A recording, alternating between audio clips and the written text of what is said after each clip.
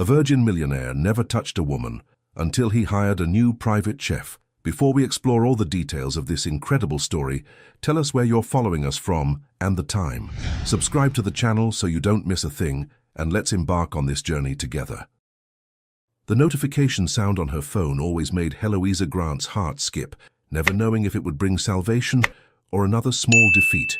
She wiped flour-covered hands on her apron, glancing at the cracked screen, while Alexander hummed softly at the kitchen table, arranging his toy cars in perfect lines. The email subject read, "Private chef position, immediate start, $4,500 a week." Her breath caught, $4,500 in 1 week.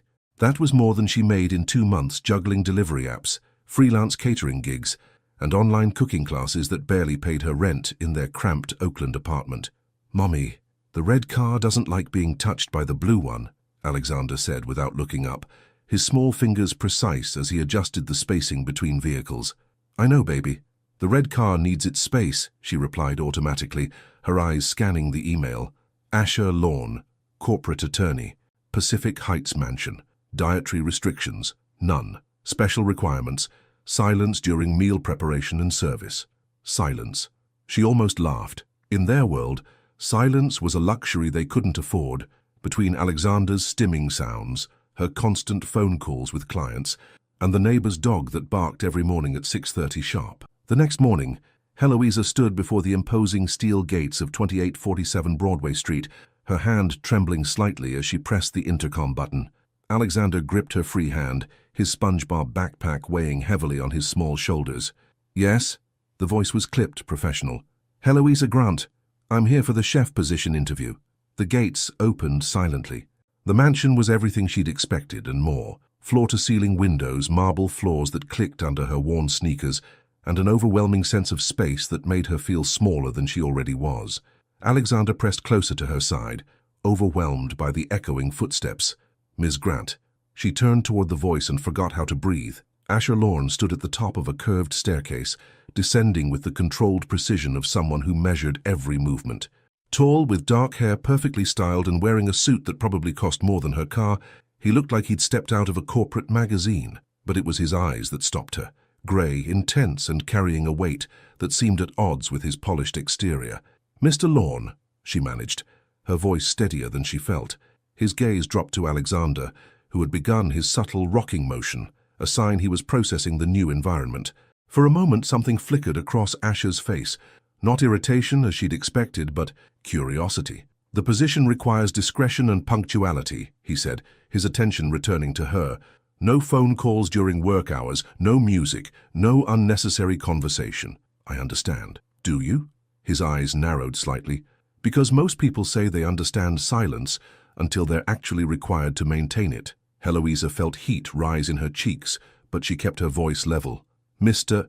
Lawn, I've spent the last 5 years learning that sometimes the most important conversations happen without words at all." Something shifted in his expression, so brief she might have imagined it. "The kitchen is this way." He turned without waiting for a response. As they walked through the spotless hallways, Alexander's hand slipped from hers, his attention caught by the geometric patterns in the marble floor. She watched nervously as he knelt down, tracing the lines with his finger. "Alexander," she whispered, "we need to—" "Let him," Asher said quietly, stopping to observe. "The pattern is Carrara marble, imported from Italy. The veining follows a mathematical sequence." Alexander looked up at him with wide eyes. "It's beautiful." For the first time since they'd arrived, Asher's rigid posture softened almost imperceptibly. "Yes, it is." In the kitchen, a chef's dream with professional-grade equipment and endless counter space, Asher outlined her responsibilities with military precision. Breakfast at 7 sharp, lunch at noon, dinner at 6:30, no deviations. "Can you handle these requirements?" he asked. Heloisa looked around the kitchen, then at Alexander, who was now sitting quietly by the window, watching birds in the garden. She thought about the stack of unpaid bills on her kitchen table, the waiting list for Alexander's therapy, the dreams she'd put on hold. "Yes," she said, "I can handle it." Asher studied her face for a long moment. "We'll see." As he turned to leave, Alexander spoke up unexpectedly. "Mr. Asher, do you like pancakes?" Asher paused at the doorway, his back still turned. When he finally looked over his shoulder, his expression was unreadable. "I don't know," he said quietly.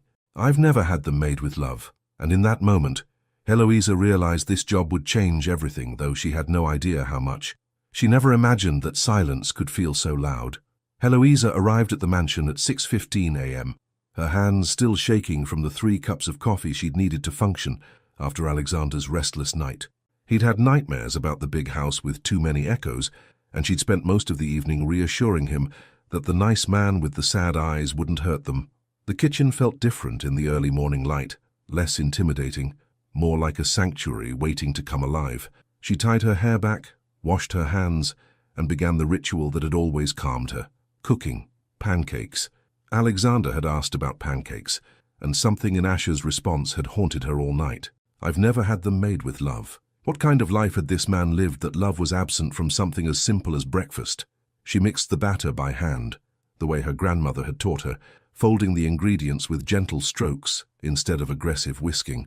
Love was in the patience, Grandma Rose used to say. Love was in not rushing. "You're early." The voice made her jump, batter splattering across the pristine marble counter. Asher stood in the doorway, fully dressed in a charcoal suit despite the early hour, his tie perfectly knotted, but his hair was slightly mussed, and there were shadows under his eyes that makeup couldn't hide. "I wanted to get familiar with the equipment," she said, quickly wiping up the mess. "I hope that's okay." He nodded curtly, moving to the coffee machine with mechanical precision. As it hummed to life, filling the silence between them, Eloisa noticed how he stood, perfectly straight but with a tension in his shoulders that spoke of sleepless nights and heavy burdens. "Alexander's not with you today." The question surprised her. She'd expected him to be relieved by her son's absence, not curious. "He's at my neighbor's. She watches him sometimes when I work early shifts." She poured the first pancake into the heated pan, watching it bubble and form. "He wanted to come. He keeps talking about the marble patterns man." Something flickered across Asher's face. Was it amusement? Before she could analyze it further, he'd turned back to his coffee. "I have dietary requirements I didn't mention yesterday," he said to the window. "Okay, what kind of restrictions?" He paused, his knuckles white around the coffee mug. "I don't like unexpected flavors, or textures that change. Everything needs to be predictable." Eloisa flipped the pancake, her movements gentle despite the revelation. Control. This man needed control the way Alexander needed routine, the way she needed hope. "What about comfort?" she asked quietly. "Do you like foods that make you feel safe?" The question hung in the air between them like morning mist. Asher turned from the window, studying her with those intense gray eyes that seemed to see too much. "I don't remember the last time food made me feel anything," he admitted, his voice barely above a whisper. Her heart clenched. She slid the golden pancake onto a plate, added a small pat of butter that melted immediately, and drizzled just a touch of maple syrup. Not too much, nothing overwhelming. "Try this," she said, placing it in front of him. He stared at the plate, as if it might bite him. "It's just breakfast, Ms. Grant." "No," she said, meeting his gaze directly. "It's not. It's someone caring enough to get up early, to choose ingredients thoughtfully, to cook something just for you. That's not just breakfast. That's what love looks like when it's made of flour and eggs." Asher picked up the fork with the same caution he might use to handle a dangerous legal document. He cut a small piece, brought it to his mouth, and chewed slowly. The change in his expression was subtle, a slight widening of his eyes, a barely perceptible softening of his jaw. He took another bite, then another, eating with the focused attention he probably gave to million-dollar contracts. "It's," he struggled for words, "different." "Different how?" "Warm. Not just temperature warm, but—" He gestured helplessly. "I can taste that someone cared about making it." Eloisa felt tears prick her eyes. When was the last time someone had recognized her care? When was the last time it had mattered this much? Her phone buzzed against the counter. A text from her neighbor. "Alexander's asking when you're coming home. Says the marble patterns man might be lonely." She showed Asher the message, watching his face carefully. "He's worried about you. He doesn't even know me." Kids like Alexander see things differently. They see feelings before faces, emotions before expectations. She began cleaning up, her movements efficient, but not rushed. "He thinks you're lonely, because you are." The words hung between them, too honest and too true. Asher finished the last bite of pancake, set down his fork with the same precision he did everything else, and looked at her directly. "Ms. Grant?" "Yes?" "Tomorrow morning." Could you make 2 pancakes? Her breath caught. 2? 1 for Alexander. If he'd like to come early sometimes, before school. The kindness in his voice, hesitant and unpracticed, nearly undid her. This man who lived in silence and control was making space for a 5-year-old boy who saw marble patterns as beautiful and lonely hearts as worth healing. He would love that, she whispered. Asher nodded once, straightened his tie, and moved toward the door. At the threshold he paused. Miss Grant, the pancake was... He searched for the right word. Perfect. As his footsteps faded down the hallway, Heloisa pressed her hands to her chest, feeling her heart race in a way that had nothing to do with caffeine. This job was definitely going to change everything. The marble patterns didn't look the same when you had someone to share them with. Alexander knelt on the pristine floor of Asher's foyer, his small finger tracing the veining in the stone, while Heloisa prepared breakfast in the kitchen. It was their 3rd morning together, and already a rhythm had formed, one that none of them had expected. The lines go like rivers, Alexander said softly, his voice carrying in the quiet mansion, but rivers that forgot how to move. From the kitchen doorway, Asher watched the boy with an expression Heloisa couldn't quite read. He'd been doing that more often, lingering, observing, as if trying to decode something he'd never encountered before. Alexander, she called gently, come wash your hands. Breakfast is ready. But instead of running to her as usual, Alexander looked up at Asher with those impossibly earnest 5-year-old eyes. Mr. Asher, do you want to see how the patterns connect? They make a story. Heloisa held her breath. In the past 3 days, she'd watched Asher exist in his controlled bubble, precise, distant, safe. But Alexander had a way of asking questions that adults had forgotten how to answer. To her amazement, Asher lowered himself to the floor, his expensive suit be damned, and crouched beside her son. Show me, he said simply. Alexander's face lit up like Christmas morning. See? This line starts here, and it goes all the way to that wall, but it gets interrupted by this dark spot. That's where the story gets sad, but then his finger moved delicately across the marble. It starts again over here, and it's even prettier because it learned how to go around the sad part. Asher stared at the patterns with new eyes, seeing what the child saw, not just expensive Italian marble, but narrative etched in stone. You think the marble tells stories? Asher asked. Everything tells stories, Alexander replied matter-of-factly. Even people, especially people. Your story is in your eyes, Mr. Asher. It's a little broken, but it's trying to fix itself. The words hit the kitchen like a thunderclap. Heloisa nearly dropped the spatula, and Asher went completely still, his face a mask of carefully controlled emotion. Alexander, she said quickly, let's not... It's okay, Asher said quietly, never taking his eyes off the boy. He's not wrong. The vulnerability in his voice made her chest tight. This man who commanded courtrooms and negotiated million-dollar deals was undone by the honest observation of a 5-year-old. They ate breakfast together at the kitchen island, another first. Alexander chatted about school, about his friend Marcus who collected bottle caps, about the pigeon he'd named Gerald who lived outside their apartment window. Asher listened with the same intensity he probably gave to legal briefs, asking questions that showed he was genuinely hearing every word. Do you have friends, Mr. Asher? Alexander asked, syrup sticky on his chin. I have colleagues, Asher replied carefully. That's not the same thing.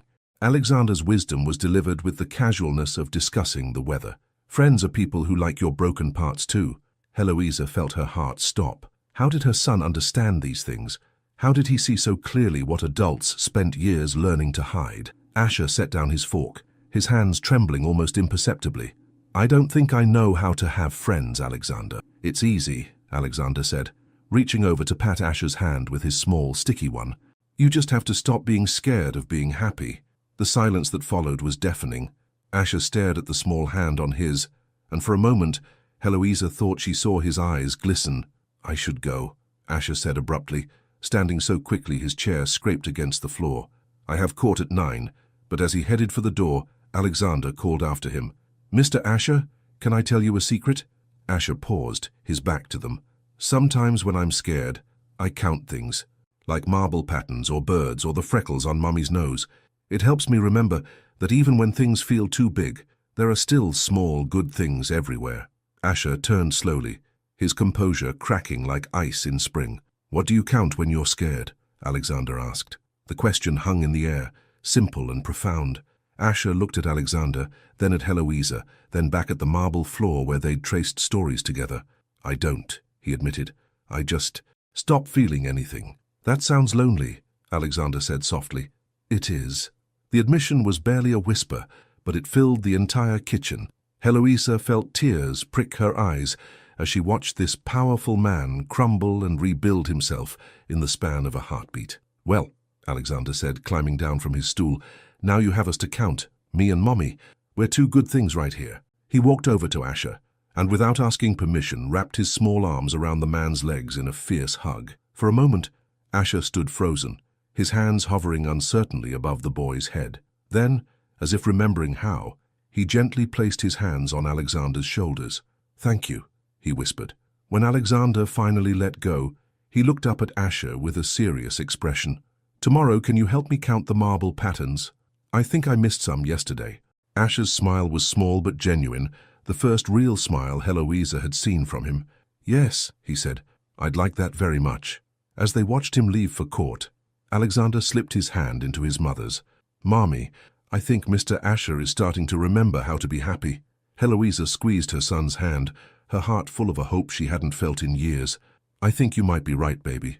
I think you might be right. Some changes happen like earthquakes, but the most important ones happen like morning dew. So quietly you only notice them when everything looks different." Heloisa found the note tucked under the coffee maker on Friday morning, written in Asher's precise handwriting. "Alexander mentioned he likes dinosaurs. There's a package for him in the study. A.L."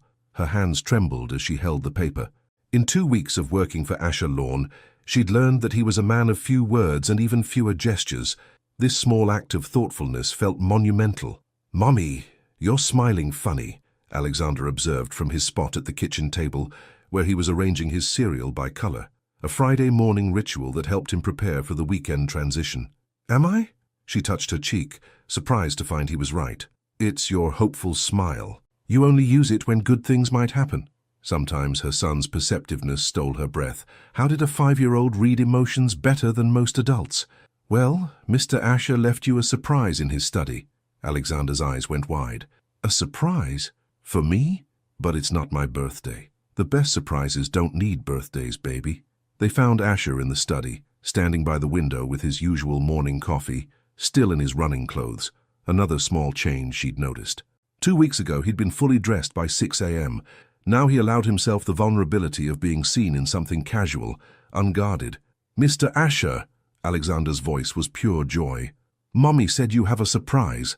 Asher turned, and Heloisa caught something in his expression. Nervousness. When was the last time this man had given someone a gift and cared whether they liked it? "It's on the desk," he said, his voice softer than usual. Alexander's gasp could have powered the entire mansion.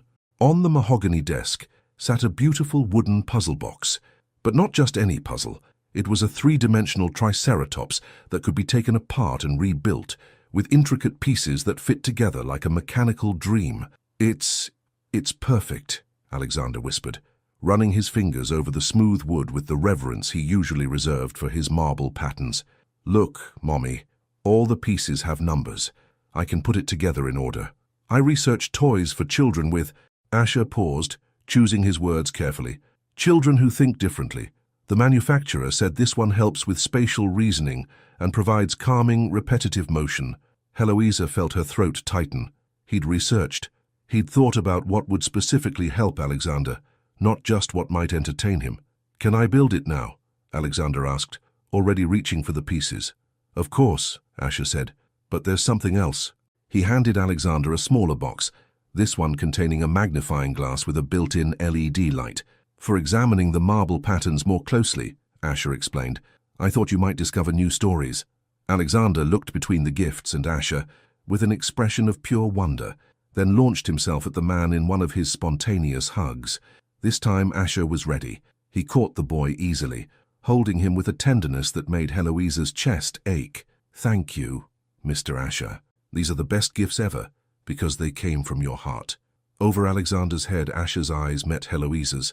The gratitude in his gaze was overwhelming, as if he was thanking her for giving him the chance to experience this moment. "You didn't have to," she said quietly when Alexander had settled on the floor with his puzzle. "I wanted to." He paused, watching Alexander sort pieces with methodical precision. "I've never wanted to make someone happy before. It's addictive." The admission hung between them, honest and raw. Heloisa found herself stepping closer, drawn by the vulnerability in his voice. "Asher," she said, using his first name for the first time. He looked at her sharply, as if the sound of his name in her voice had surprised him. "You're changing," she continued. "I can see it happening." "Is that good or bad?" The question was asked with the uncertainty of a man who'd spent his life avoiding change, who'd built walls so high he'd forgotten there was a world beyond them. "It's beautiful," she said simply. For a moment, they stood in silence, watching Alexander work.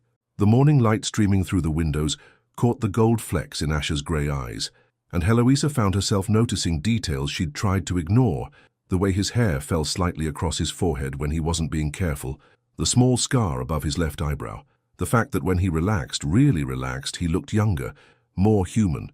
"Mommy, Mr. Asher, look." Alexander held up the partially assembled dinosaur. "I found a pattern in how the pieces connect. Hey, it's like the marble floor, but in wood." "That's incredible, sweetheart," Heloisa said, but her attention was caught by Asher's expression. He was studying Alexander with the intensity of someone trying to memorize a moment, as if afraid it might disappear. "You know," Asher said suddenly, "I have a confession to make." Both Heloisa and Alexander looked at him expectantly. "I bought the wrong coffee maker," he said to Heloisa. "The one in the kitchen makes terrible coffee. But I noticed you know exactly how to make it taste. Right, like comfort." Heloisa blinked. "You want me to teach you?" "I want to learn how you make everything better." The words were simple, but they carried the weight of something deeper. This wasn't just about coffee. It was about connection, about allowing someone else to guide him, about admitting he didn't have all the answers. "Tomorrow morning," she said, her voice slightly husky. "I'll show you tomorrow morning." "It's a date," Asher said, then immediately flushed.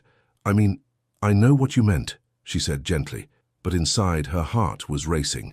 Alexander, oblivious to the charged moment between the adults, held up his completed triceratops triumphantly. "Look, he's perfect, and now I can take him apart and build him again whenever I need to think."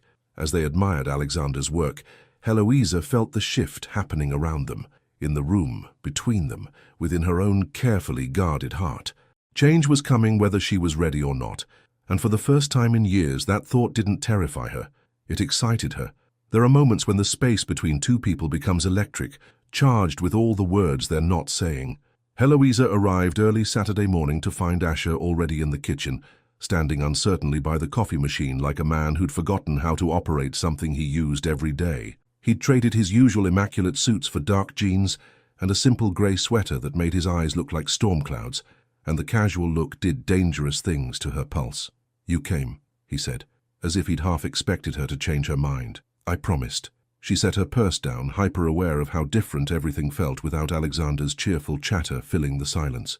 "Where is Alexander?" "Still sleeping. I thought—" He ran a hand through his hair, messing it up in a way that made him look impossibly younger. "I thought maybe we could have coffee first. Just us. Just us." The words hung in the air between them, heavy with possibility. "Okay," she said softly. "Show me what you've been doing wrong." He moved to the machine with his usual precision, measuring coffee grounds with the same attention he probably gave to legal contracts. But there was a tension in his shoulders, a carefulness that had nothing to do with coffee and everything to do with her proximity. "I follow the manual exactly," he said, pressing buttons in sequence. "But it always tastes empty," she finished. He looked at her sharply. "How did you know?" "Because that's how you've been living." The words slipped out before she could stop them. Honest and raw, following manuals, checking boxes, doing everything right but feeling nothing. Asher went very still, his hand frozen over the coffee machine. "Heloisa, I'm sorry," she said quickly. "I didn't mean to—" "No." His voice was quiet but firm. "You're right. Everything in my life has been—" He searched for the word. "Mechanical, safe, predictable. And now?" He turned to face her fully, and the intensity in his grey eyes made her breath catch. "Now everything feels dangerous. Because of you. Because of Alexander. Because for the first time in my life, I want something I can't control." The confession hit her like a physical force. She moved closer, ostensibly to check his coffee setup, but really because the pull between them was becoming impossible to resist. "What do you want?" she whispered. "This." His hand gestured between them. "Whatever this is, I want to learn how to make coffee taste like home. I want to wake up and have somewhere to belong. I want—" He stopped, his jaw clenching. "What else do you want, Asher?" "I want to touch you," he said, his voice barely audible. "I want to know what it feels like to hold someone who actually wants to be held, but I don't know how. I don't know anything about this." The vulnerability in his admission made her heart race. This powerful man who commanded courtrooms was terrified of the simple act of human connection. "Then let me teach you," she said, reaching for his hands. "Coffee first. Everything else we'll figure out together." His hands were warm, larger than hers, with long fingers that trembled slightly at her touch. She guided them to the coffee grounds, showing him how to measure by feel rather than strict measurement. "It's not about being exact," she said, acutely aware of how close they were standing. "It's about paying attention to what feels right." "I've never trusted feelings before," he admitted. "What do you trust? Facts, evidence, things I can prove." She smiled, turning in his arms so her back was against his chest, his hands still covering hers as they worked. "Then let's start with facts. Fact 1, I'm here. Fact 2, you asked me to be here. Fact 3, what's fact 3? His breath was warm against her ear, sending shivers down her spine. "You're not as alone as you think you are." For a moment they stood like that, her leaning back against his solid warmth, his arms encircling her as they prepared coffee together. It was intimate in a way that had nothing to do with passion and everything to do with trust. "Now the water," she murmured, guiding his hand to the kettle. "Not boiling, just before boiling, like anticipation." "Anticipation," he repeated, and something in his voice made her turn in his arms. They were face to face now, barely inches apart. His eyes searched hers with an intensity that made her feel naked, seen, known. "Heloisa," he said, her name a question and a prayer. "Yes, I think I'm falling in love with you, and it terrifies me." The words hit her like lightning. Not the confession itself.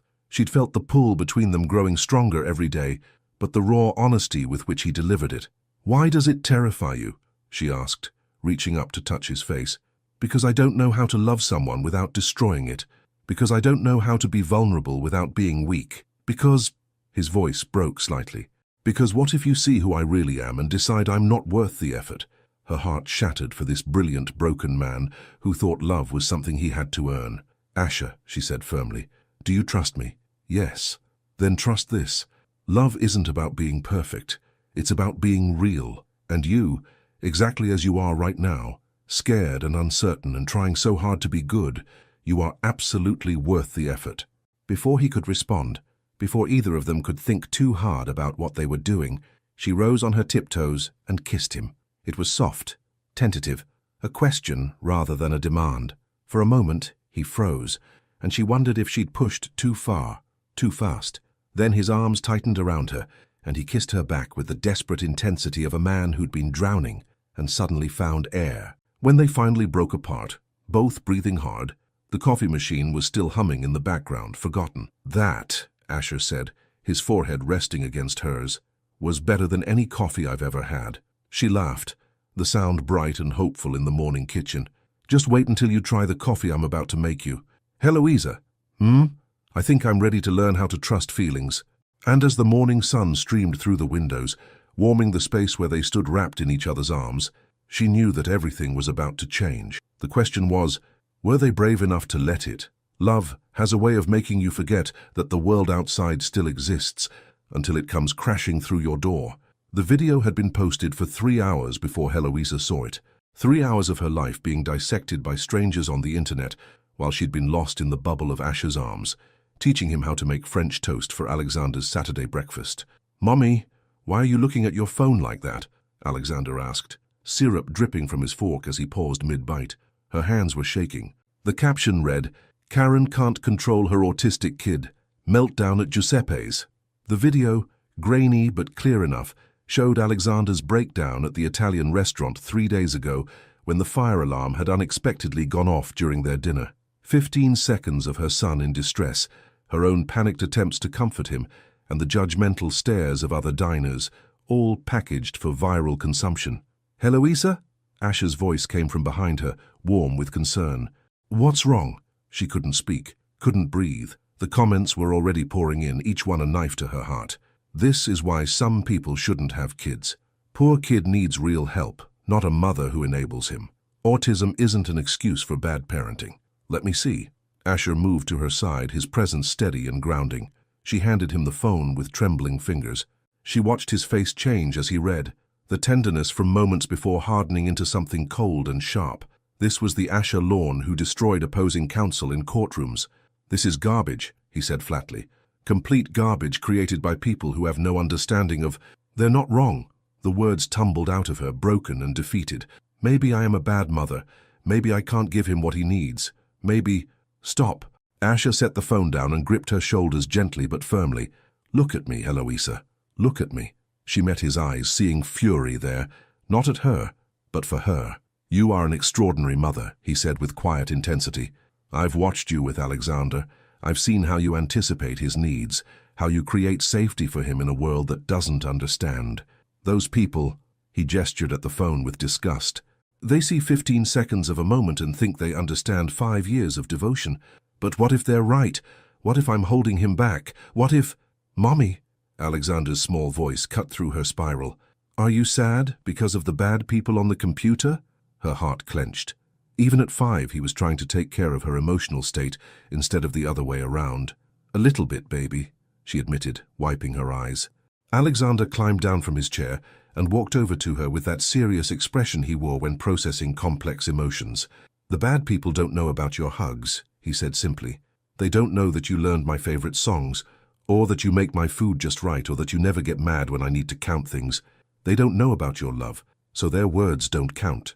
Asher sucked in a sharp breath. Even he was undone by the child's wisdom. "You're right," Eloisa whispered, kneeling down to Alexander's level. "You're absolutely right. Besides," Alexander continued with 5-year-old logic, "Mr. Asher likes us, and he's really smart, so we must be good people." Over Alexander's head, Asher's eyes met hers. Something passed between them, a recognition of how quickly their little bubble could be popped, how real the world outside remained. "I want to help," Asher said quietly. "I have lawyers who specialize in online harassment. I can have this video taken down, find out who posted it." "No." Eloisa stood, her voice stronger now. "Thank you, but no. Fighting this will only make it bigger. I learned a long time ago that you can't control what people say about you. You can only control how you respond to it. So what do you want to do?" She looked around the kitchen, at the French toast Asher had made with careful attention to Alexander's preferences, at the marble patterns visible through the doorway where her son found beauty, at the coffee cups from their morning lessons still sitting by the sink. "I want to focus on this," she said. "On us, on what's real. Let them have their 15 seconds of judgment. We have a lifetime of truth." Asher stepped closer, his hand finding hers. "Are you sure? Because I meant what I said. I can destroy them legally." The protective fury in his voice made her heart race. When was the last time someone had wanted to fight for her like this? "I'm sure," she said. "But thank you for wanting to protect us." "Always," he said simply, and she believed him. Alexander tugged on Asher's sweater. "Mr. Asher, can we go look at the marble patterns now? I want to show you the new story I found." "Of course," Asher said, but his eyes remained on Eloisa. "Are you okay?" She nodded, though they both knew it wasn't entirely true. The video would probably get worse before it got better. There would be more comments, more judgment, more strangers thinking they understood her life based on a moment of vulnerability. But as she watched Asher kneel beside Alexander on the marble floor, pointing out patterns and listening with the same attention he gave to million-dollar cases, she realized something important. She wasn't facing this alone anymore. For the first time in years, she had someone in her corner, someone who saw her struggles not as failures, but as evidence of how hard she was fighting, someone who looked at her son and saw not a burden, but a gift. Her phone buzzed again. Another notification from the video. She turned it face down without looking. "Mommy, come see," Alexander called. "Mr. Asher found a pattern that looks like a heart." She joined them on the floor, the three of them huddled together over the marble that had brought them all together. And as Asher pointed out the heart-shaped veining in the stone, she realized that maybe, just maybe, the cruel comments of strangers mattered less than the love growing in this unlikely space. "It's beautiful," she said, meaning more than just the marble. "Yes," Asher said, his eyes on her face. "It is." But even as the moment wrapped around them like a protective cocoon, Eloisa couldn't shake the feeling that this was just the beginning. The world outside wouldn't stay quiet forever. And when it came knocking again, would what they were building together be strong enough to survive it? Trust, once broken, sounds different when it tries to rebuild itself, like glass being carefully pieced together, beautiful, but forever changed.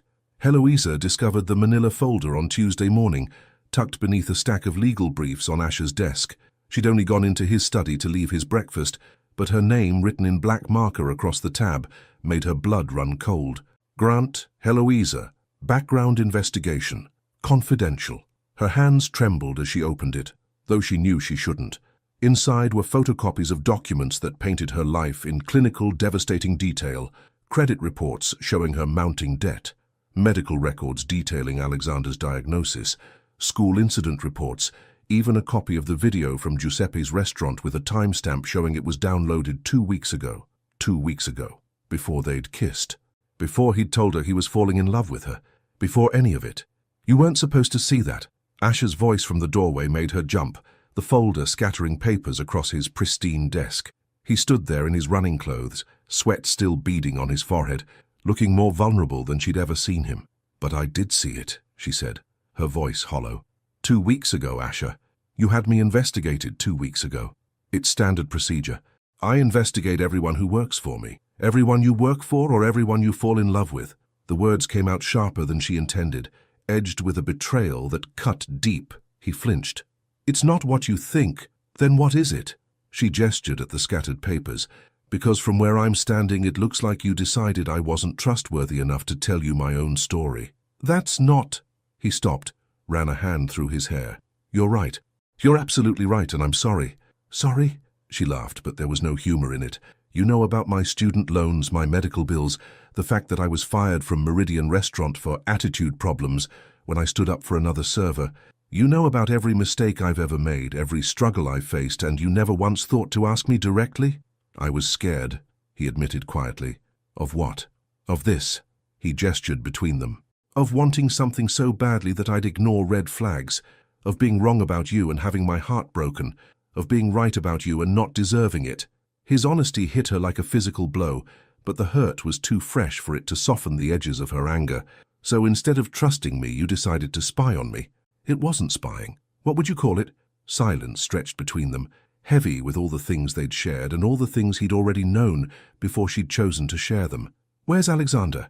She asked suddenly, realizing the house was too quiet. Upstairs, playing with his dinosaur puzzle. He's fine. No, he's not fine. None of us are fine. She started gathering the papers, her movements sharp and precise. Because you know what the worst part is, Asher? It's not that you investigated me. It's that you let me believe you were learning to trust. I am learning to trust. No, you're not. You're learning to control. There's a difference. She slammed the folder shut.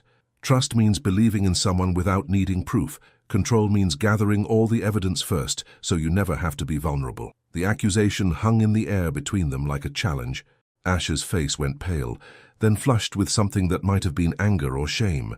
You think this is about control, isn't it? The marble patterns Alexander loves so much. You counted every single one before you bought this house, didn't you? You know exactly how many steps it takes to get from your bedroom to the kitchen. You have backup plans for your backup plans. And when something unexpected happened, when you started to feel something real, you couldn't handle not knowing everything about it. Each word hit its mark, and she watched him crumble a little more with each truth. You're not wrong, he said finally. I do need to know, I do need to control, because the alternative... What? What's the alternative, Asher? Chaos, he whispered. Pain. Losing everything that matters because I wasn't prepared. The broken way he said it made her chest ache, but she couldn't let sympathy override the principle at stake. But that's what love is, she said softly. It's chaos. It's not knowing. It's choosing to trust someone even when you can't control the outcome. I don't know how to do that. Then maybe you're not ready for this? For us. The words tasted like ashes in her mouth, but they needed to be said. She walked toward the door, then paused without turning around. The woman in that file, the one with the debt and the struggles and the attitude problems, she's real, but she's not complete. You missed the parts that don't show up on background checks. You missed the woman who sings to her son when he can't sleep, who saves every penny for his therapy, who makes magic out of simple ingredients because love is the only seasoning that really matters. Heloisa, please. I need time to think, she said. Alexander and I won't be coming tomorrow. She made it to the kitchen before the tears started. Alexander found her there 5 minutes later, sitting at the island with her head in her hands. "Mommy, are you sad about the marble man again?" She looked up at her son, her beautiful, perceptive son, who saw hearts in stone patterns and hope in broken places. "A little bit, baby. Did he forget how to count good things?" Out of the mouths of babes. "Yeah, I think he did." Alexander climbed onto the stool beside her, his small hand patting her arm with the same gentleness she'd used to comfort him through 1,000 difficult moments. "Maybe we should teach him again," he said. "Sometimes people need lots of practice before they remember how to be happy." "Maybe," she whispered, though she wasn't sure if some lessons could be taught twice. As they left the mansion that morning, Alexander waved goodbye to the marble patterns in the foyer. But Heloisa didn't look back. Some foundations, once cracked, took more than love to repair. They took time, they took work, and most of all, they took trust. Real trust, the kind that couldn't be built from files and investigations. The question was Asher capable of learning that kind of trust, or would his need for control always stand between them and the love they might have had? Sometimes the bravest thing you can do is admit you've been living your life afraid. Asher sat in Dr. Camden Rivera's office for the 3rd time in 2 weeks, staring at the same motivational poster he'd been avoiding since his first session.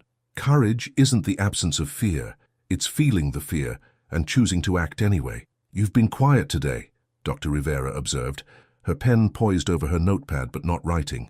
"Usually by now you've given me a detailed analysis of what you think is wrong and a 5-point plan to fix it."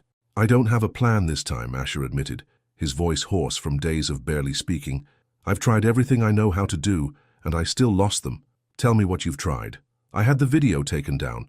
Legally, quietly, no drama. I set up a college fund for Alexander. I researched the best autism specialists in the country and arranged consultations. I even..." He stopped, embarrassed. "Even what?"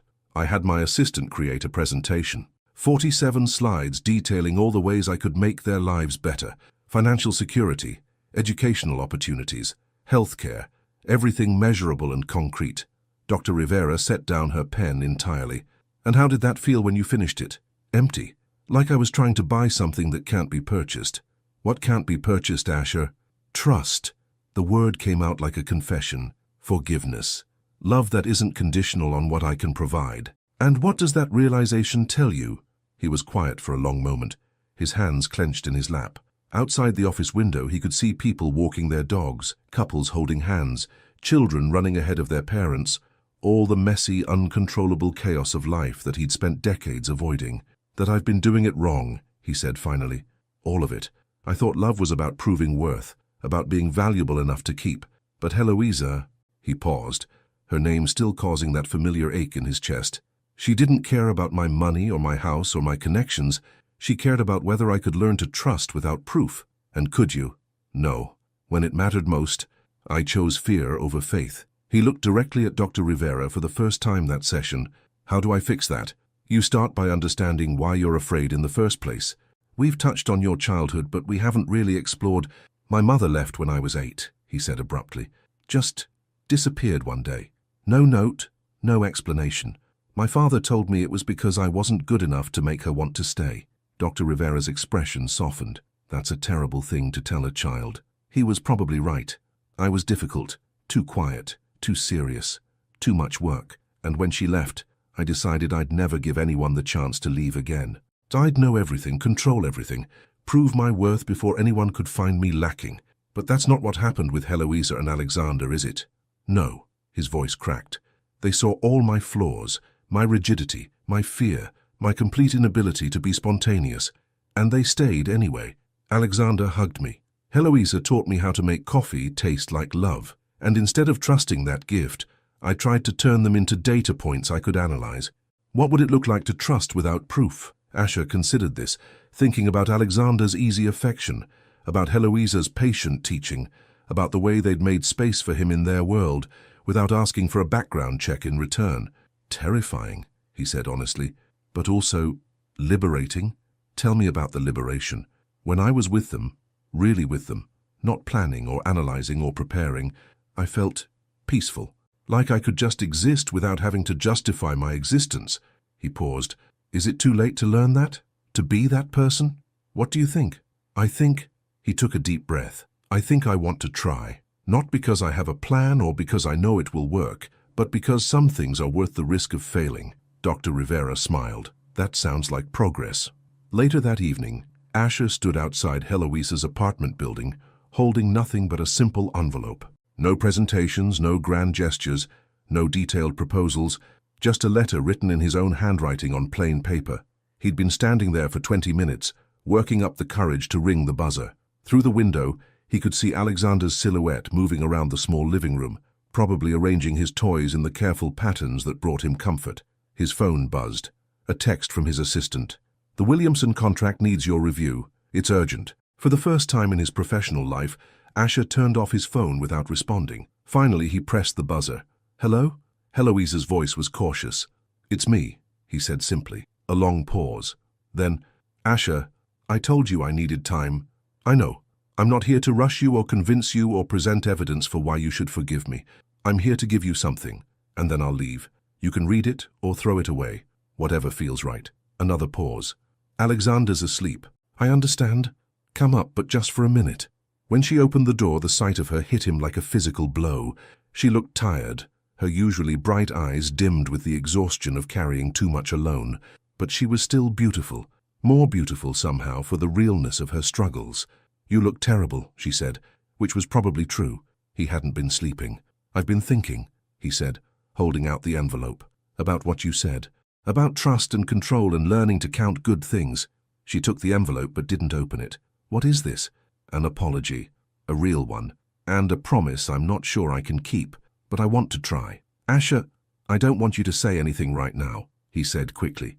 I just want you to know that I'm learning. Slowly, badly, with a lot of help, but I'm learning. And whether you decide to give us another chance or not, I'll keep learning. Because you and Alexander taught me something I'd forgotten. What's that? That some things are worth more than safety. Some things are worth the risk of being hurt. He stepped back toward the elevator. Read the letter when you're ready, or don't. But know that for the first time in my life, I'm choosing trust over control. As the elevator doors closed between them, Asher caught a glimpse of Heloisa looking down at the envelope in her hands. He'd done all he could do. The rest was up to her. And for the first time in his adult life, that uncertainty didn't terrify him. It gave him hope. There are words that change everything, and others that heal everything. Sometimes they're the same words, written at exactly the right moment. Heloisa sat on her small couch for 2 hours, the unopened envelope on her coffee table like a question she wasn't ready to answer. Alexander had woken up once asking for water and mentioning that he'd dreamed about the marble man looking sad before settling back into sleep. Even unconscious, her son seemed tuned into the emotional currents around him. Finally, as the digital clock turned to 11:47 p.m., she opened the envelope. The letter was written on simple white paper in Asher's precise handwriting, but there were places where the ink had smudged, as if water had dropped onto the page while he wrote. Dear Heloisa, I've started this letter 17 times. I keep trying to find the perfect words, the exact combination that will make you understand how sorry I am and how much you both mean to me. But perfection is part of the problem, isn't it? I've spent my whole life trying to be perfect, to have all the answers, to control every variable, and in doing so, I nearly lost the most perfect thing that ever happened to me. You, Alexander, us. I want to tell you why I had you investigated, but I realize now that the why doesn't matter as much as the what it cost us, what it revealed about my inability to trust, what it said about how I view love as something to be earned rather than freely given. But I'll tell you anyway because you deserve honesty even when it makes me look terrible. My mother left when I was 8 years old. One morning she was there making breakfast, humming while she poured orange juice, and by afternoon she was gone. My father told me it was my fault, that I was too quiet, too difficult, too much work. He said if I'd been a better son, maybe she would have wanted to stay. I believed him. For 26 years I've believed that love is conditional on performance, that if I could just be good enough, successful enough, valuable enough, maybe someone would choose to stay. But performance requires knowing the script, and I couldn't trust that you would love the real me, messy, afraid, completely inexperienced at being human with another person. So I tried to know everything about you first. I told myself I was being careful, protecting myself, making an informed decision, but really I was trying to find reasons to walk away before you could.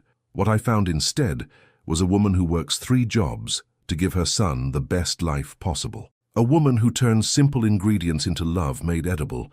A woman who sees the scared little boy in a successful lawyer and doesn't run away. What I found was someone worth risking everything for. I'm in therapy now, not because I think it will win you back, though I hope it might, but because Alexander was right when he said I'd forgotten how to count good things. I want to remember. I want to learn how to trust without proof, how to love without guarantees, how to be vulnerable without feeling like I'm dying. I want to learn how to be the man you and Alexander deserve. I know I hurt you. I know I broke something precious, and I can't fix it with money or connections or even sincere apologies. Trust, once broken, has to be rebuilt slowly, carefully, with actions instead of words. But if you're willing, if there's any chance you could see your way to giving me another opportunity, I want to try. Not the old way, where I control everything, but a new way, your way, Alexander's way, the way that trusts in marble patterns and morning coffee and 5-year-old wisdom about counting good things. I love you, Heloisa. I love the way you sing while you cook, the way you protect your son's gentleness while teaching him strength, the way you saw something worth saving in a man who had forgotten how to hope. I love Alexander's pure heart and endless curiosity, and the way he makes me want to be better just by believing I already am. I love us, this unexpected family we accidentally created in the spaces between silence and trust. If you'll let me, I want to spend the rest of my life learning how to love you both the way you deserve. Not perfectly. I'm finally understanding that perfection isn't the goal, but truly, honestly, with everything I have, I'll wait for as long as you need. And if you decide I'm not worth the risk, I'll respect that too. But I'll keep working on myself either way, because you taught me that some changes aren't about getting what you want. They're about becoming who you're meant to be. Thank you for showing me what love looks like when it's real. Always yours, if you'll have me. Asher P.S. Alexander left his favorite toy car at the house, the red one that doesn't like being touched by the blue one. I've been keeping it safe on my desk, next to the photo of you both that I took the morning we made pancakes together, just in case. Heloisa read the letter twice, tears streaming down her face by the end of the first reading, her heart cracking open during the second. This wasn't the controlled, analytical Asher she'd known. This was raw, honest, broken, and beautiful. She thought about the scared 8-year-old boy who'd been told his mother's leaving was his fault.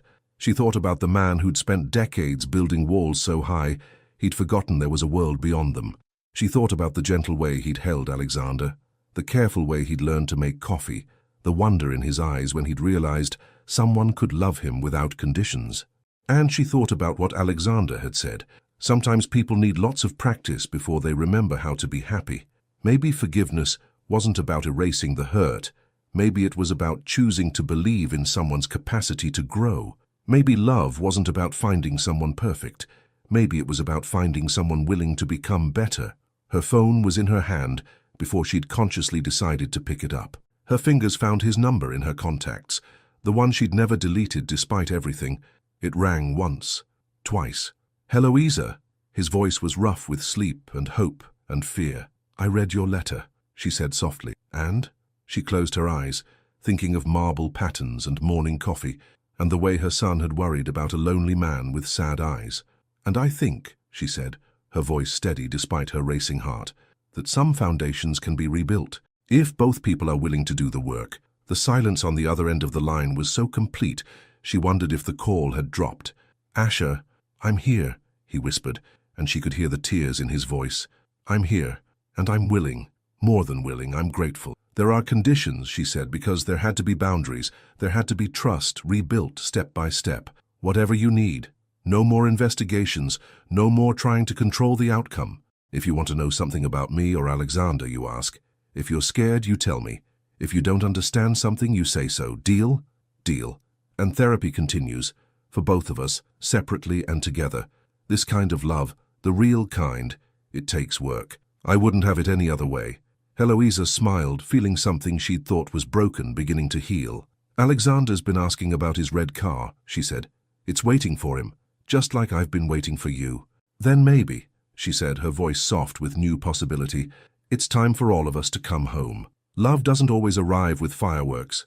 Sometimes it arrives with a 5-year-old boy reclaiming his favorite toy car and a man finally learning that home isn't a place, it's the people who choose to stay. Alexander spotted his red car the moment they walked through the front door, but instead of running to it immediately, he stopped and looked up at Asher with those impossibly wise eyes. "Did you take good care of him?" he asked seriously. "I kept him right on my desk," Asher replied, crouching down to Alexander's level. "I talked to him sometimes, told him you were coming back soon." "What did you tell him?" "That his boy missed him, and that his boy's mum was teaching a grown-up how to be brave." Alexander nodded solemnly, then surprised them both by stepping forward and wrapping his arms around Asher's neck. "I missed you too, Mr. Asher. The marble patterns at home aren't as good as yours." Over Alexander's head, Asher's eyes met Heloise's, and she saw everything in that look: gratitude, wonder, and a love so deep it took her breath away. "I missed you both more than I knew how to say," Asher whispered into Alexander's hair. The past month had been careful and intentional. Phone calls that started awkward and grew comfortable. Therapy sessions where Heloise learned about Asher's childhood and he learned about her fears of not being enough. Supervised visits where Alexander slowly rebuilt his trust with the marble man who'd learned to ask questions instead of assuming answers. But this felt like the real beginning. "Can we make pancakes?" Alexander asked, pulling back to look at Asher's face. "The kind that taste like love. I think your mom is the expert on those," Asher said, standing and extending his hand to Heloise. "Would you teach us both?" His palm was warm, slightly damp with nervous sweat, and completely honest. No hiding, no performance, just a man asking for help with something that mattered. "I'd love to," she said, interlacing their fingers. In the kitchen, they moved around each other with the careful choreography of people learning to share space again. Alexander arranged ingredients by color, while Heloise showed Asher how to crack eggs without getting shells in the bowl. "You're getting better at this," she observed, as he successfully separated his third egg. "I've been practicing," he admitted. "YouTube videos. I wanted to be able to help this time instead of just watching." "You were always helping," she said softly. "You just didn't realize it." "How?" "By trying. By caring enough to be bad at something in front of us. By letting Alexander teach you about marble patterns and letting me teach you about coffee. Love isn't about being perfect. It's about being willing to learn." Alexander looked up from his ingredient arrangement.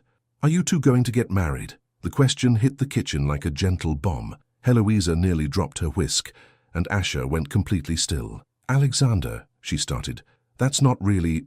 I mean, you love each other, right?" Alexander continued with 5-year-old logic. "And we're like a family now. Families live together and take care of each other and make pancakes on Saturday mornings." Asher cleared his throat. "What would you think about that, Alexander? If your mom and I got married someday, would I still be able to count the marble patterns? Every day if you want to. And would you still learn how to make food that tastes like hugs?" "I'd keep learning for the rest of my life." Alexander nodded seriously. "Then I think it's a good idea. But you have to ask Mom properly, with flowers and a speech about feelings." Heloise laughed, the sound bright and full of joy. "Alexander Grant, you are too smart for your own good." "I know," he said matter-of-factly, "but smart is good for keeping families together." They ate their pancakes at the kitchen island, the morning sun streaming through the windows and catching the gold flecks in Asher's eyes. Alexander chatted about school, about his friend Marcus, who'd started collecting rocks instead of bottle caps, about how he wanted to show the class pictures of the marble patterns because art is everywhere if you know how to look. "Speaking of looking," Asher said, setting down his fork with the careful precision that was just part of who he was, "I have something to show you both." He led them to the study, where his massive mahogany desk had been transformed. Gone were the neat stacks of legal briefs and the intimidating computer setup. Instead, the desk was covered with children's books, art supplies, and a large magnifying glass next to a collection of interesting rocks. "I thought," Asher said, his voice uncertain, "maybe this could be Alexander's space too, for homework or looking at patterns or just being here." Alexander's eyes went wide. "My own desk? In your office?" "Our office," Asher corrected gently, "if you want it to be." Alexander ran to the desk, running his hands over the art supplies with the same reverence he'd shown the dinosaur puzzle. "This is the best surprise ever, even better than the car. And this," Asher said, turning to Heloise, "is for you." He handed her a small wrapped package. Inside was a simple silver bracelet with 3 small charms, a tiny whisk, a marble, and a heart. "The whisk for the way you turn ingredients into love," he explained, his voice soft. "The marble for the patterns that brought us together, and the heart for," he swallowed hard, "for how you taught me that mine still works." Heloisa felt tears prick her eyes as he fastened the bracelet around her wrist with hands that barely trembled. "Asher," she whispered.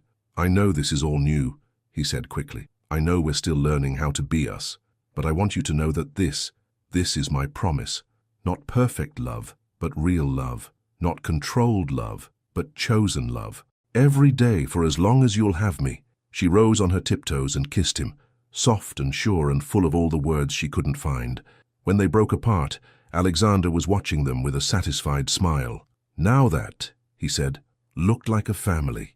Later that evening, as Alexander played quietly with his red car on the marble patterns, Heloisa and Asher sat together on the couch, her feet in his lap, both of them watching the most beautiful chaos they'd ever seen. "Are you happy?" she asked. "I'm terrified," he said honestly. "I'm completely, utterly terrified that I'll mess this up somehow." "That's not what I asked." He considered this, looking around the room, at Alexander humming softly as he traced patterns in the stone, at the coffee cups from their morning lesson still sitting on the table, at the woman whose love had taught him that safety wasn't the absence of fear, but the presence of something worth fighting for. "Yes," he said finally, "I'm happy. For the first time in my life, I'm genuinely, completely, heart-racingly happy." "Good," she said, settling deeper into his side, "because this is just the beginning." Outside, the sun was setting over Pacific Heights, painting the marble floors in shades of gold and rose. And inside, three people who'd found each other against all odds were learning that sometimes the most beautiful patterns aren't planned. They're discovered, one small choice at a time. "Mommy, Mr. Asher," Alexander called from the floor. "Come see what I found. The marble has a pattern that looks like infinity. Do you know what that means?" Asher and Heloisa exchanged a look, then joined Alexander on the floor, the three of them tracing endless loops in Italian stone. "It means forever," Alexander said with the wisdom of someone who understood that the best things in life weren't measured in time, but in love. "Forever," Asher repeated, his arm around Heloisa, his free hand helping Alexander trace the pattern, and for the first time in his carefully controlled life, forever didn't sound scary. It sounded like home. 2 years later, some stories end with grand declarations, but the most beautiful ones end with ordinary Tuesday mornings that feel extraordinary because of the love that fills them. Heloisa woke to the sound of muffled laughter coming from downstairs, a sound that still made her heart skip, even after 2 years of marriage and mornings that began with chaos instead of silence. She found them in the kitchen, Asher, still in his pajamas and reading glasses, helping 7-year-old Alexander measure flour for pancakes, while simultaneously explaining why the ratio mattered for optimal fluffiness. Alexander, who now wore his hair longer and had discovered the joy of asking but why about everything, was listening with the intense concentration he'd once reserved for marble patterns. "Good morning, my loves," she said, padding barefoot across the kitchen to kiss Asher's cheek and ruffle Alexander's hair. "Mommy," Alexander beamed, "Dad's teaching me about gluten development. Did you know that when you mix flour and water, tiny chains form that make bubbles possible?" "Dad." The word still made Asher's face light up like Christmas morning, even though Alexander had been using it naturally for over a year now, ever since the adoption papers were finalized and Asher had cried harder than anyone at the courthouse ceremony. "I did know that," Heloisa said, settling onto a stool to watch her husband and son work together. "Your dad is very smart about food science." "Among other things," Asher said, catching her eye with that small smile that was hers alone. "Though I'm still learning about the emotional science of cooking." The kitchen had changed since those first tentative mornings. Alexander's artwork covered the refrigerator, and his collection of interesting rocks lined the windowsill. Asher's once pristine marble counters bore the gentle scars of daily family life, ring stains from coffee mugs, flour fingerprints, the small burn mark from the time Alexander had tried to surprise them with breakfast in bed and had learned why 7-year-olds shouldn't operate toasters unsupervised. "Mrs. Chen said I can do my geology presentation on our marble patterns," Alexander announced, flipping a pancake with the careful precision he'd inherited from both his parents. "She said it's unusual for a kid my age to understand geological formation, but I told her I had good teachers." Heloisa and Asher exchanged a look of quiet pride. Alexander had thrived in the past 2 years.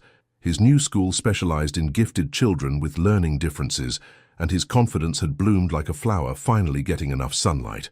Speaking of which, Asher said, setting a plate of perfectly golden pancakes in front of Heloisa. Dr. Rivera called yesterday. She wanted to know if we'd be interested in speaking to other families about learning to build trust after difficult beginnings. What did you tell her? That I'd talk to my wife about it. The word wife still came out with a touch of wonder, as if Asher couldn't quite believe his luck. Alexander looked up from his pancakes, syrup sticky on his chin. Are you going to help other families learn how to count good things? Maybe, Heloisa said. Would you like that?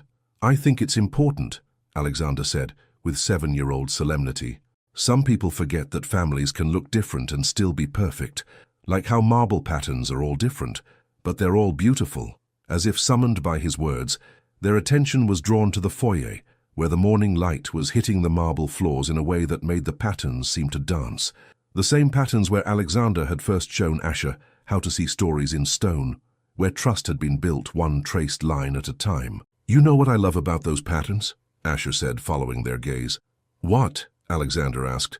They're not planned.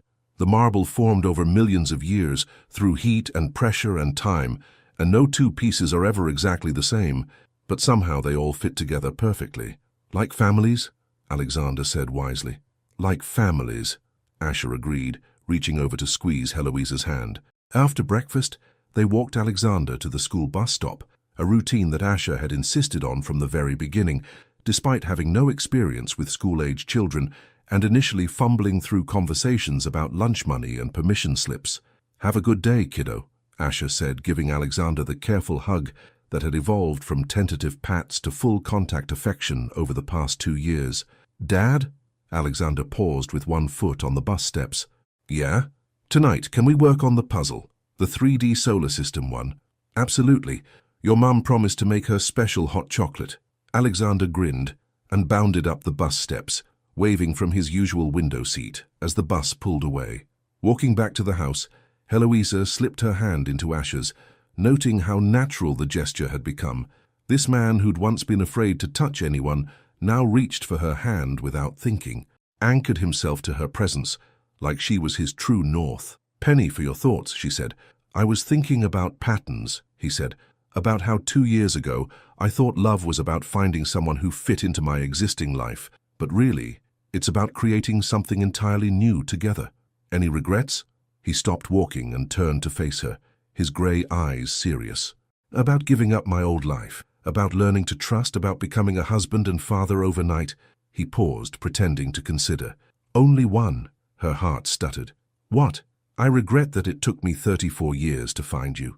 His smile was soft, real, completely unguarded. Because every day before you feels like wasted time. Asher Lawn, she said, rising on her tiptoes to kiss him in the middle of their quiet neighborhood street. You are going to make me cry on a Tuesday morning. Sorry, he said, not sounding sorry at all. I'm still learning how to express feelings without overwhelming people. Don't you dare learn to tone it down, she laughed. I like my husband overwhelming. As they reached their front door, Asher paused with his key in the lock. I have something to tell you, he said, and there was something in his voice that made her attention sharpen. Good something or concerning something? Good something. Great something, actually. He took a deep breath. I've been thinking about what you said last month, about wanting to expand our family. Heloisa's heart started racing. They'd been talking about it, carefully, tentatively, but Asher's fears about being a good father had made the conversations theoretical rather than practical. And I called the adoption agency yesterday. We have an appointment next week to discuss becoming foster parents. The words hit her like sunshine after rain. Really? Really? Because Alexander was right. Families can look different and still be perfect. And if there's another child out there who needs what we can give, he shrugged, but his eyes were bright with possibility. I want to try. I want to trust that we're strong enough to help someone else find their way home. Heloisa threw her arms around his neck, kissing him with all the joy and pride and overwhelming love she felt for this man who'd learned to see beyond his fears. I love you, she whispered against his lips. I love your brave heart, and your careful hands, and your willingness to keep growing. I love you too, he said, more than marble patterns and morning coffee and all the controlled predictability I used to think I needed. As they walked into their house, past the marble patterns that had started everything, through the kitchen where they'd learned to trust each other, up the stairs where Alexander's laughter still echoed, Heloisa marveled at how completely their lives had changed. 2 years ago, she'd been a single mother desperate for stability, taking a job with a man who seemed cold and unreachable. Now she was a wife and partner, and possibly soon to be foster mother, married to someone who made her coffee every morning and read bedtime stories with different voices for each character and still looked at her like she was magic.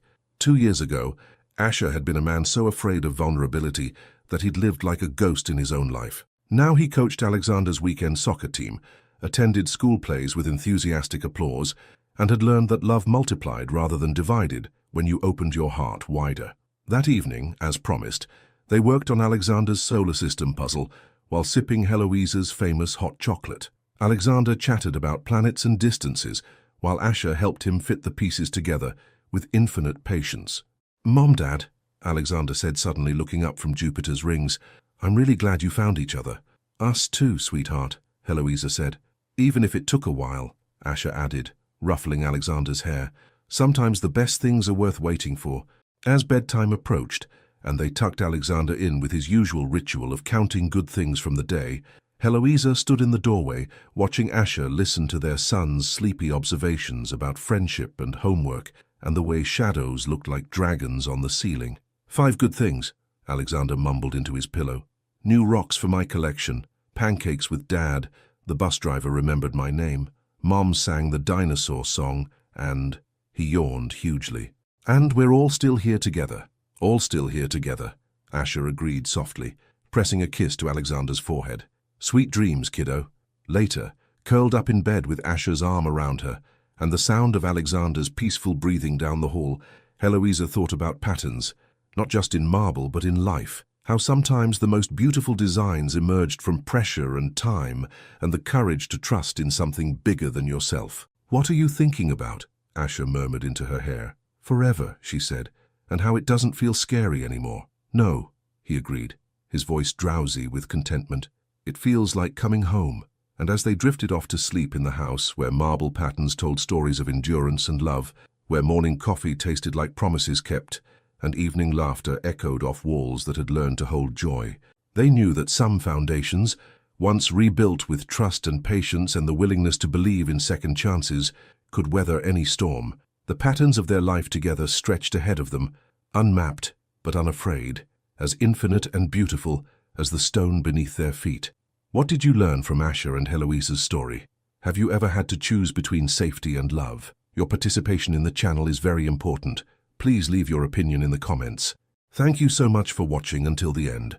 If you enjoyed this story, don't forget to subscribe to the channel, leave a like, and comment your thoughts. Your participation is very important to us. See you next time.